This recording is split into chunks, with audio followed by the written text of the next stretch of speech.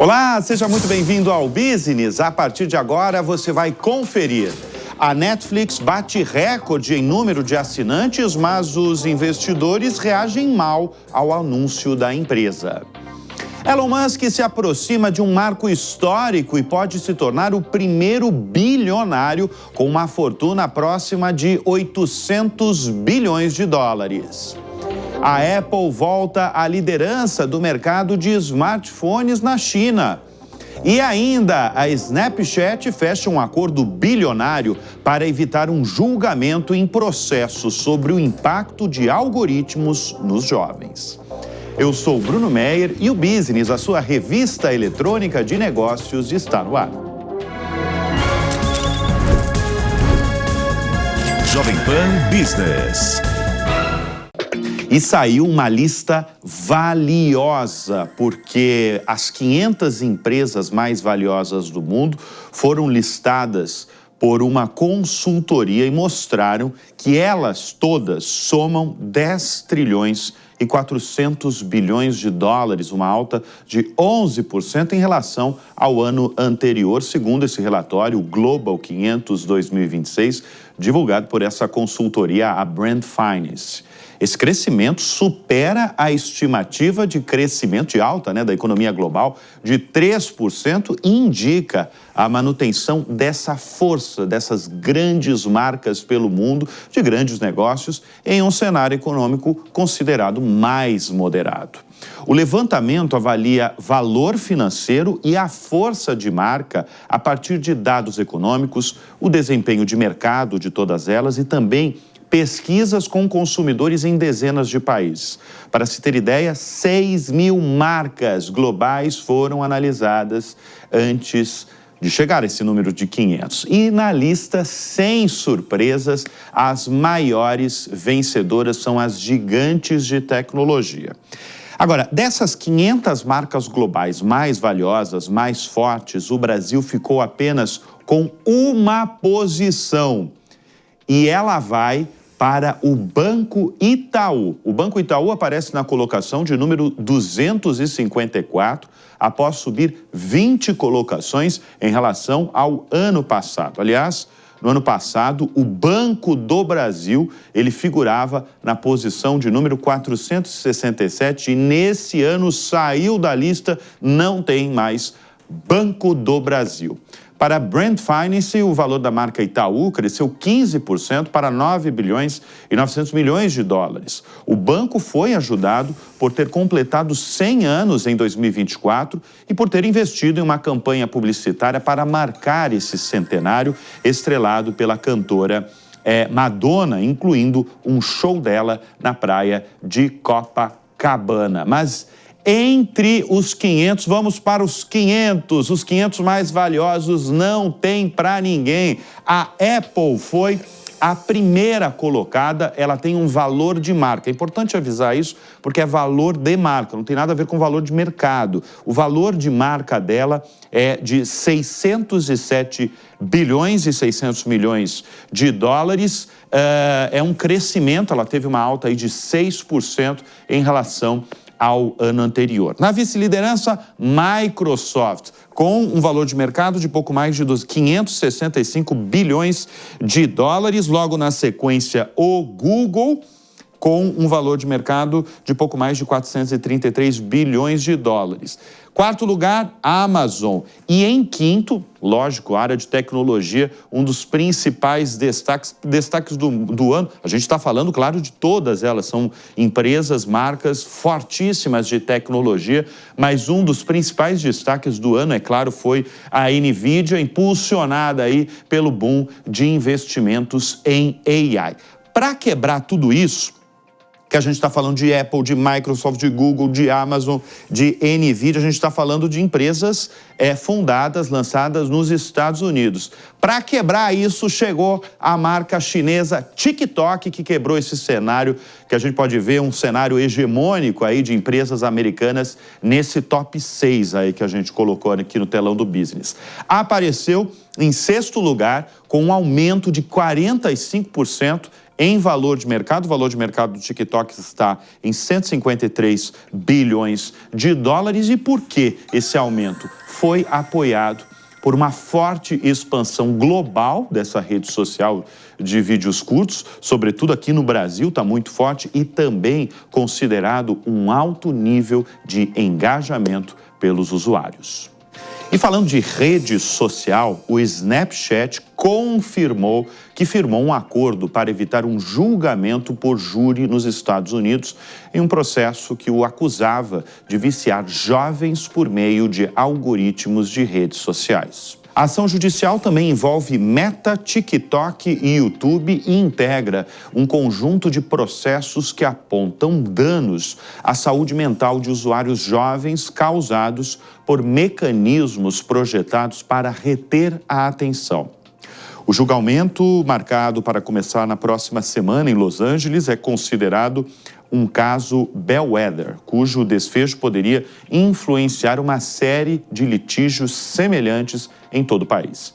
O processo acusa os algoritmos das plataformas de terem provocado dependência em uma jovem de 19 anos, resultando em graves problemas de saúde mental. A Snap, que é a controladora do Snapchat, e o Social Media Victims Law Center afirmaram que a questão foi resolvida de forma amigável, sem divulgar os termos do acordo. As empresas de tecnologia sustentam que são protegidas pela legislação americana, que limita a responsabilização pelo conteúdo publicado pelos usuários. Elon Musk se aproxima de um marco inédito na história das grandes fortunas globais, com um patrimônio estimado em cerca de 780 bilhões de dólares, cada vez mais perto da marca de 800 bilhões de dólares. O avanço foi impulsionado, não foi pela Tesla, não. Foi impulsionado pela forte valorização da xAI Holdings, a empresa que concentra os negócios de inteligência artificial e mídia social do empresário, cuja avaliação mais do que dobrou, foi para 250 bilhões de dólares após o aporte de investidores privados. Segundo a Forbes, a nova rodada de captação adicionou aproximadamente 62 bilhões de dólares à fortuna de Elon Musk. Com participação de 49% na xAI Holdings, a fatia do empresário está avaliada em cerca de 122 bilhões de dólares, superando o valor atribuído à companhia no momento da sua incorporação à rede social X em março do ano passado. O movimento reforça a liderança isolada de Musk no ranking global de bilionários. E no meio de uma oferta totalmente em dinheiro oferecida para comprar a Warner, a Netflix apresentou os resultados do quarto trimestre, com números acima das projeções de analistas do mercado financeiro em Wall Street. O número de assinantes, que é da onde vem realmente, é que entrou a publicidade no meio do jogo, mas o número de assinantes é onde todo mundo sempre olhou. Bateu 325 milhões de assinantes a Netflix, uma alta de 8%. A companhia ainda reportou vendas de 12 bilhões e 100 milhões de dólares, isso só no quarto trimestre. Se a gente pegar o ano todo de 2025, a antiga locadora de filmes registrou vendas de 45 bilhões e 200 milhões de dólares, um aumento de 16%. É importante registrar que esse crescimento das vendas em 16% vem muito pelo aumento de preços e também a entrada da publicidade. A empresa faturou 1 bilhão e 500 milhões de dólares no ano passado só com anúncio. Aquela coisa que você está assistindo uma série, de repente vem a propaganda, aquele banco, aquela empresa de varejo está pagando e está aumentando aí o cofre da Netflix. Agora, lucro no quarto trimestre, métrica importantíssima, bateu 2 bilhões e 420 milhões de dólares, uma alta de 29,4%. Agora, mesmo com a alta, no número de assinantes, mesmo com a alta do número do lucro dela, né, que a gente acabou de ver aqui no telão, as ações da gigante aí do streaming caíram na Bolsa Americana. Nós vamos conversar agora com o economista Will Castro Alves, economista-chefe da Avenue. Will, prazer tê-lo aqui no Business. Como a gente acabou de mostrar aqui no telão do programa, com tantos números de crescimento, né? Número de assinantes, aumentou o lucro, aumentou a venda. Por que as ações caíram? O que não agradou o mercado financeiro? Obrigado, Bruno, pela oportunidade. Acho que foi um episódio com um final não tão bom, digamos assim, né? Se a gente quiser fazer um paralelo com as séries da Netflix, essa série ela vai continuar, vai ter novas temporadas, obviamente, mas o mercado ele não gostou do guidance. Olhando para frente, você falou aí em crescimento de 15%, 16%.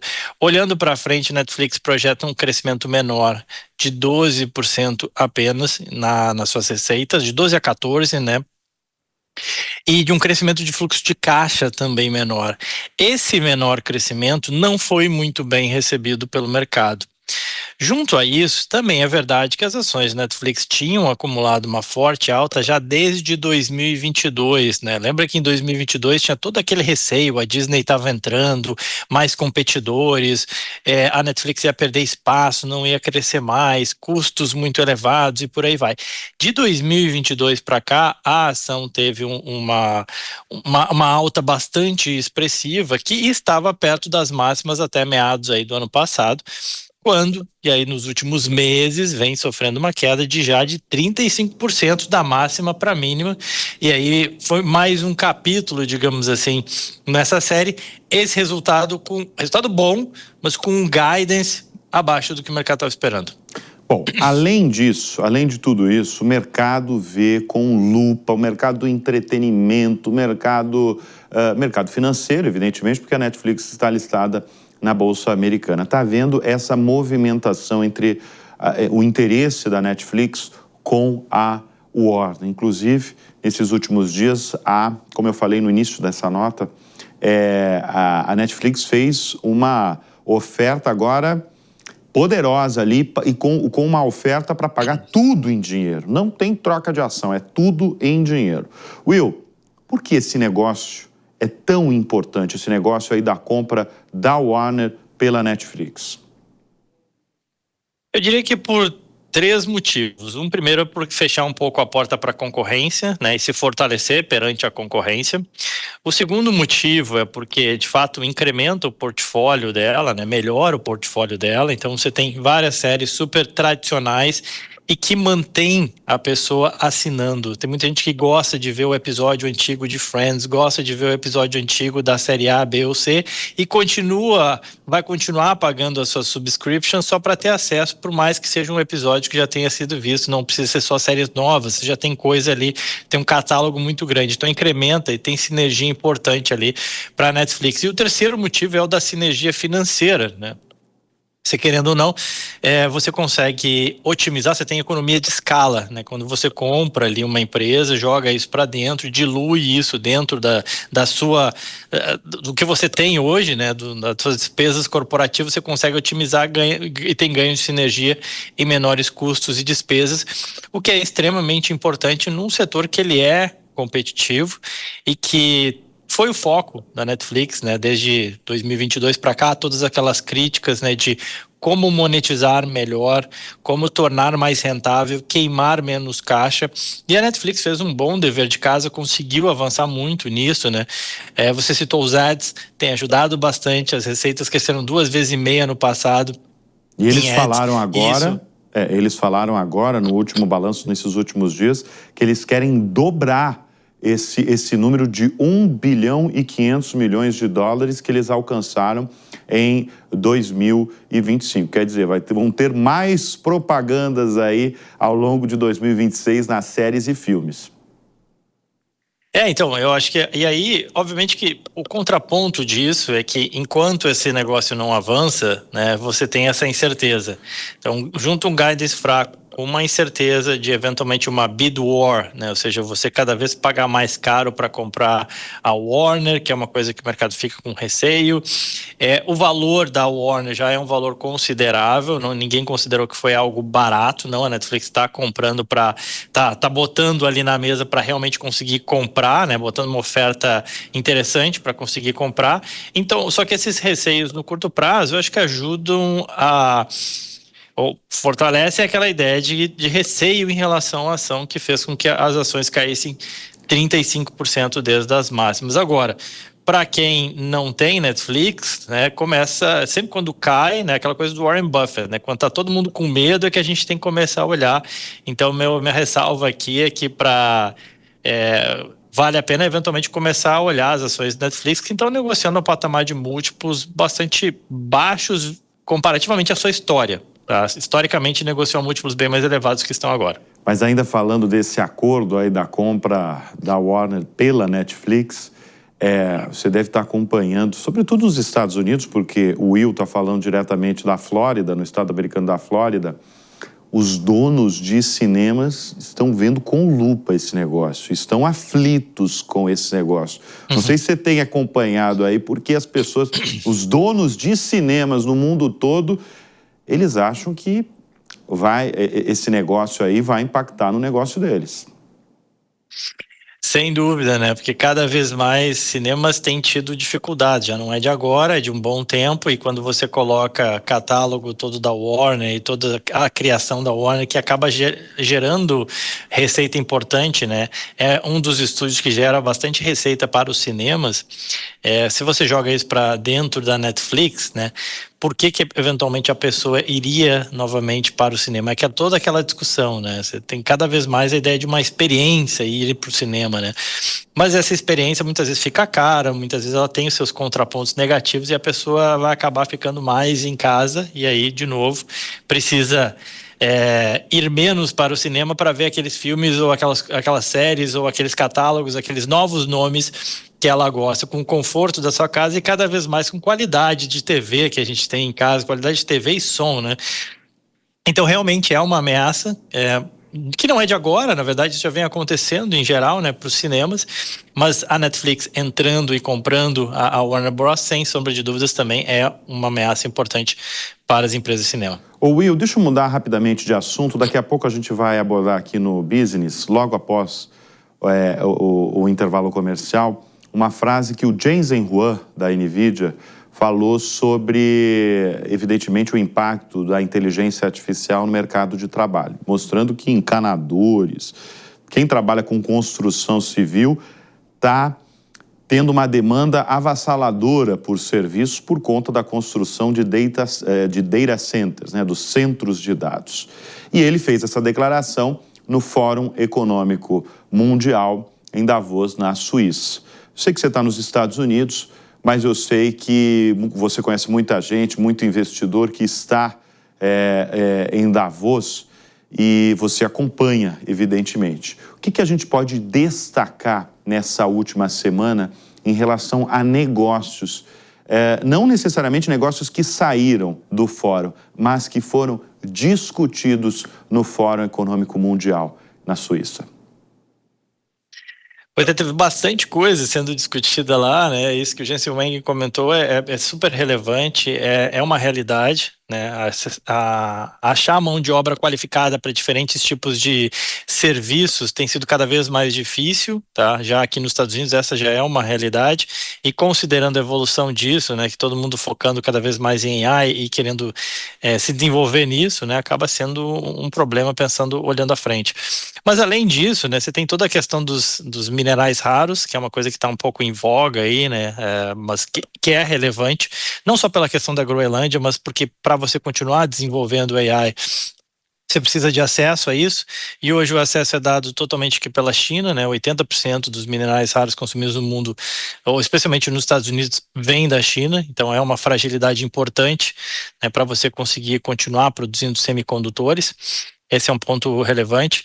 Outro ponto que foi comentado até pelo Jensen Huang recentemente numa feira em Las Vegas, que teve, na verdade, mas que acaba repercutindo também, é a necessidade de chips de memória, né? A gente fala sempre em chips de processamento de dado, que é o que a NVIDIA faz, mas vocês também têm um gargalo e uma demanda cada vez maior por chips de memória. E por isso que a gente viu nesse início de ano, né? Janeiro ainda não acabou, apesar de já ter tido muita coisa acontecendo, né? Muita demanda para essas ações na Bolsa Americana. Se você for olhar, foram as ações de melhor performance dentro do setor de tecnologia, as ações de empresas que trabalham com chips de memória, como da Microsoft, da SanDisk, entre outras, tá? Isso é uma mudança em relação a 2025. E uma última coisa importante que eu acho que tá em voga, que se fala bastante, é a questão da prata. Toda essa procura pelo ouro, os metais preciosos como reserva de valor, proteção ao dólar e por aí vai, né? Tem repercutido muito na prata, e isso tem impacto direto em negócios, né? A prata tem um uso industrial, só que quando ela salta de preço, fica muito mais caro você usar ela em nível industrial. Então, muita gente já fala de substituição pelo cobre. Se não substituir, será que a China vai reduzir as barreiras? Ela tem algumas barreiras também de exportação, a China que pode eventualmente exportar mais prata para o mundo. Então você tem toda essa questão em relação à prata, que veio chamando a atenção pela alta e pelo seu uso industrial e de fato em negócios. Muito bem, nós conversamos com o economista Will Castro Alves. Obrigado mais uma vez pela presença aqui no Business. Sempre um prazer, Bruno. Obrigado. E olha, o Business faz uma breve pausa e volta em instantes. Quando eles saem de cena, algo grande vem aí. Pânico! Aviso oficial. Nada aqui foi pensado com responsabilidade, nem revisto pelo jurídico. Pânico, estreia dia 26, ao meio-dia, na Jovem Pan.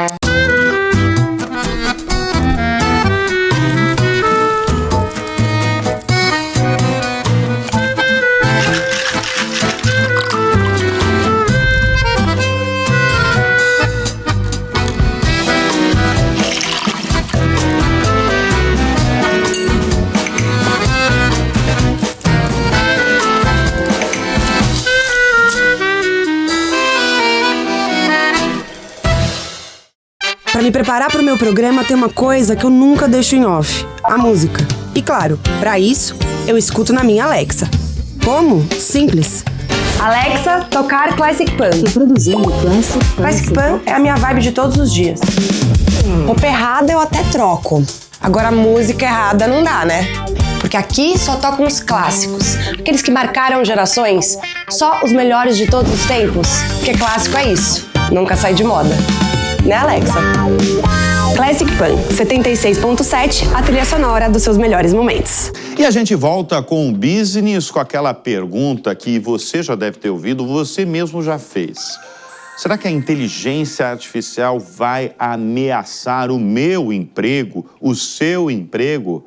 Para Jensen Huang, fundador e presidente da NVIDIA, trabalhadores qualificados de ofícios técnicos não estão vendo ameaça alguma, muito pelo contrário. Neste momento, eles vivem uma demanda cada vez maior de serviço. Pois é, para ele, encanadores, eletricistas, trabalhadores da construção civil poderão alcançar salários de 6 dígitos, graças à demanda para construir data centers que operam e treinam a inteligência artificial. A maior liderança da NVIDIA fez essa declaração na última quarta-feira, em uma entrevista com o CEO da BlackRock, Larry Fink, no Fórum Econômico Mundial em Davos, na Suíça. Estamos vendo, disse Jensen Huang, um boom bastante significativo nessa área. Os salários quase dobraram. Todos deveriam ser capazes de ter uma ótima renda. Não é preciso ter um doutorado em ciência da computação para isso. Há trilhões de dólares em infraestruturas a serem construídas. Jensen citou investimentos, por exemplo, em energia, computação em nuvem e componentes eletrônicos, acrescentando que o desenvolvimento das EIAs generativas, como o ChatGPT, colocou em marcha a maior implantação de infraestruturas da história da humanidade. A NVIDIA, a empresa mais valiosa do mundo e a que melhor se beneficiou do frenesi de investimentos em torno da AI, foi fundada por ele, por Jensen Huang, um imigrante que desembarcou nos Estados Unidos para tentar a vida junto com a família. Pois Huang trabalhou, muita gente não sabe, ele chegou a trabalhar como lavador de pratos para, muitos anos depois, lançar essa empresa que seria, né, o alicerce da inteligência artificial no mundo todo. E a Apple voltou à liderança do mercado de smartphones na China após registrar um crescimento de 28% nas remessas de iPhones no terceiro trimestre, no último trimestre, aliás, encerrado agora em dezembro. Isso no meio de um agravamento da escassez no mundo todo de chips de memória. Segundo dados da Counterpoint Research, a forte demanda pela linha iPhone 17 foi o principal motor do avanço, com a marca respondendo por 1 em cada 5 remessas no período. O desempenho da Apple contrastou com o de rivais como a Huawei e a Xiaomi, que tiveram quedas de 2 dígitos, enquanto o mercado chinês, como um todo, recuou 1,6%. A crise de semicondutores, intensificada pela priorização da produção de chips de memória avançados para aplicações de inteligência artificial, tem pressionado custos e afetado, sobretudo, fabricantes de menor porte. Apesar do avanço trimestral, no acumulado do ano, a Apple ficou ligeiramente atrás da Huawei, com cerca de 17% de participação cada. Em 2025, as remessas da empresa cresceram 7,5%, embora o iPhone Air, vendido como um iPhone mais leve, mais fininho, já fabricado pela empresa, tenha apresentado desempenho abaixo do esperado na China, devido ao lançamento tardio e também o que muitos consideraram como limitações de recursos. E a Berkshire Hathaway Holding, fundada por Warren Buffett, o mega investidor, avalia a venda de parte ou da totalidade da sua participação de 27,5% na Kraft Heinz, atualmente avaliada em cerca de 7 bilhões e 800 milhões de dólares. A Berkshire detém aproximadamente 325 milhões de ações da Kraft Heinz, uma participação recebida na fusão entre a Kraft e a Heinz em 2015. Desde então, a holding não havia feito alterações relevantes em sua posição. A possível venda ocorre em um momento de forte pressão sobre os papéis da empresa, que acumulam queda de cerca de 20% no último ano e de mais de 60% na última década. O movimento também reflete o descontentamento de Buffett com a decisão da Kraft Heinz de se dividir em 2 empresas, separando marcas de crescimento mais acelerado, como a Heinz e a Filadélfia, de negócios com desempenho mais fraco. O anúncio da possível venda já aumenta a cautela do mercado diante do temor de excesso de oferta de ações e de novas pressões sobre o preço dos papéis. A OpenAI, a dona do ChatGPT, planeja lançar até o fim de 2026 o seu primeiro dispositivo próprio de inteligência artificial. Segundo o diretor de assuntos globais da empresa, Chris Lehan, o produto deve ser apresentado no segundo semestre e pode inaugurar uma nova categoria de hardware voltada ao uso cotidiano da AI. De acordo com informações divulgadas pela imprensa internacional, o dispositivo pode não ter tela e foi pensado para reduzir a dependência dos smartphones. O projeto faz parte da estratégia de criar uma família de dispositivos, começando por um aparelho pequeno, de bolso, com reconhecimento do ambiente. E com isso, o Business vai ficando por aqui. Eu agradeço sempre a sua audiência, a sua confiança. Lembrando a todos sempre, tenham bons negócios no radar. Até semana que vem. Tchau.